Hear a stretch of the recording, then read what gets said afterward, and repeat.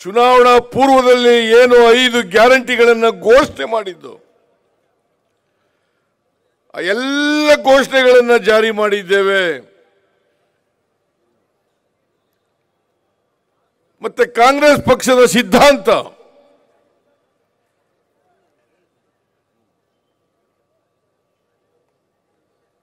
ಶಿಗ್ಗಾಂವಿ ಕ್ಷೇತ್ರ ಅನೇಕ ವರ್ಷಗಳಿಂದ ಭಾವೈಕ್ಯತೆಗೆ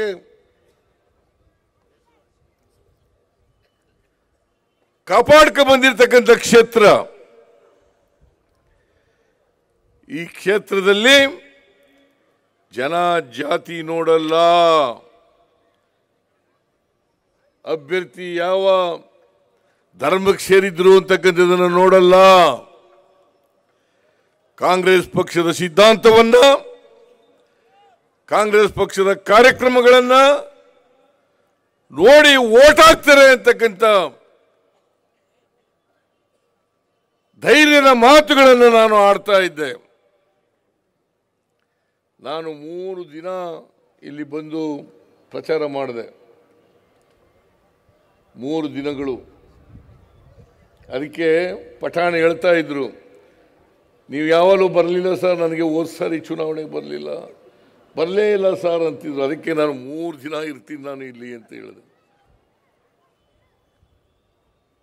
ನಮ್ಮ ಎಲ್ಲ ಮುಖಂಡರುಗಳು, ಶಿವಾನಂದ ಅವರು, ಜಿಲ್ಲಾ ಉಸ್ತುವಾರಿ ಸಚಿವರು ಸತೀಶ್ ಜಾರಕಿಹೊಳಿ ಅವರು, ಈಶ್ವರ್ ಖಂಡ್ರೆ ಅವರು, ಜಮೀರ್ ಅಹಮದ್ ಖಾನ್ ಅವರು, ನಜೀರ್ ಅಹಮದ್ ಅವರು, ಸಲೀಂ ಅಹಮದ್ ಅವರು, ಆಮೇಲೆ ಇಲ್ಲಿ ಶಾಸಕರಾಗಿ 4 ಬಾರಿ ಸ್ವಲ್ಪದರಲ್ಲಿ ಸೋತಿದ್ದಂಥವರು ಅಜ್ಜಂಪೀರ್ ಖಾದ್ರಿ,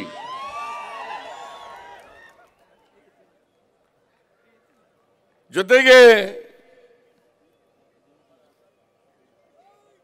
ಮಯೂರ್ ಜಯಕುಮಾರ್ ಅವರು ಎಐಸಿಸಿ ಕಾರ್ಯದರ್ಶಿಗಳಾಗಿ ಸ್ವತಃ ಇಲ್ಲೇ ಉಳಿದು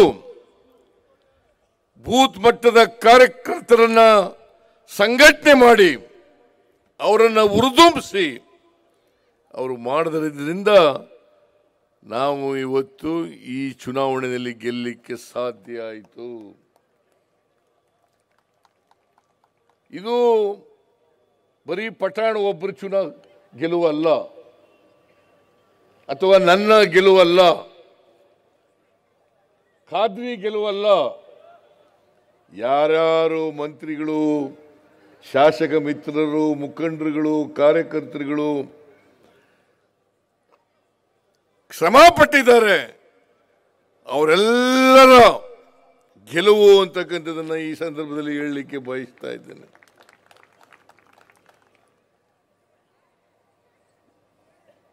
ಬಸವರಾಜ ಬೊಮ್ಮಾಯಿ ಅವರು ಲೋಕಸಭಾ ಸದಸ್ಯರು, ಅವರು ಇಲ್ಲಿ ಕಳೆದ ಬಾರಿ ಗೆದ್ದಿದ್ರು. ಸುಮಾರು 35,000 ಮತಗಳ ಅಂತರದಿಂದ ಗೆದ್ದಿದ್ರು. 35,000 ಮತಗಳ ಅಂತರದಿಂದ ಗೆದ್ದಿದ್ದರಿಂದ ಈ ಸಾರಿ ಗೆಲುವು ಬಿಜೆಪಿ ಇದೆ. ಈ ಸಾರಿ ಗೆಲುವು ಬಿಜೆಪಿ ಇದೆ ಅಂತೇಳಿ ಪಾಪ ತಿಳ್ಕೊಂಡಿದ್ರು.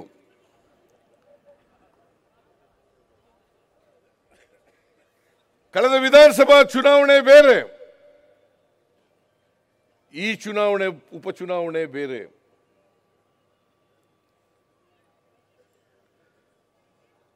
ಇವರು 14,000 ಮತಗಳ ಅಂತರದಿಂದ ಗೆದ್ದರು. ನೀವು ಗೆದ್ದಿರೋದು ಬರೀ 14,000 ಅಲ್ಲ, 50,000 ಮತಗಳ ಅಂತರದಿಂದ. ಕಳೆದ ಬಾರಿ 35,000ದಲ್ಲಿ ಸೋತಿದ್ರಿ, ಈ ಸಾರಿ 14,000 ಮತಗಳು ಬಂದಿದ್ದಾವೆ. ಅದರಿಂದ 50,000 ಮತಗಳ ಅಂತರದಿಂದ ಬಸವರಾಜ ಬೊಮ್ಮಾಯಿ ಅವರ ಮಗ ಬಿಜೆಪಿ ಅಭ್ಯರ್ಥಿ ಬಸವರಾಜ ಬೊಮ್ಮಾಯಿ ಅವರ ಮಗ ಏನ್ ಲೆಕ್ಕವಿಲ್ಲದಷ್ಟು ಖರ್ಚು ಮಾಡಿದ್ರು,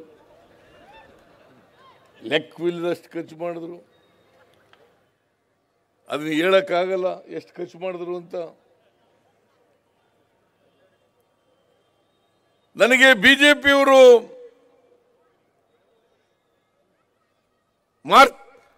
ಮಾಧ್ಯಮದವರು ಸಿಕ್ಕಿದ್ರು, ನೀವು ಸಂಡೂರು ಒಂದು ಗೆಲ್ತೀರಿ ಸರ್, ಇನ್ನೆರಡು ಗೆಲ್ಲಕ್ಕಾಗಲ್ಲ ಅಂತ ಹೇಳಿದ್ರು. ನಾನು ಹೇಳಿದೆ 3ಕ್ಕೆ 3 ಗೆಲ್ತೀವಿ.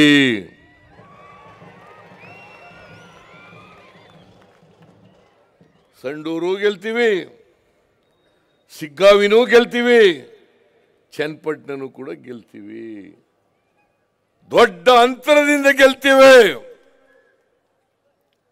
ಜನ ಇವತ್ತು ನಾವು ಕೊಟ್ಟ ಮಾತಿನಂತೆ ನಡ್ಕೊಂಡಿದ್ದೇವೆ. ಬಿಜೆಪಿಯವರ ರೀತಿಯಲ್ಲಿ ಕೊಟ್ಟ ಮಾತಿಗೆ ತಪ್ಪಿಲ್ಲ. ನಾವು ಕಳೆದ 2013ರಿಂದ 2018ರವರೆಗೆ ಅಧಿಕಾರದಲ್ಲಿದ್ದಾಗ ನಾನೇ ಮುಖ್ಯಮಂತ್ರಿಯಾಗಿದ್ದೆ. ಕಾಂಗ್ರೆಸ್ ಪಕ್ಷ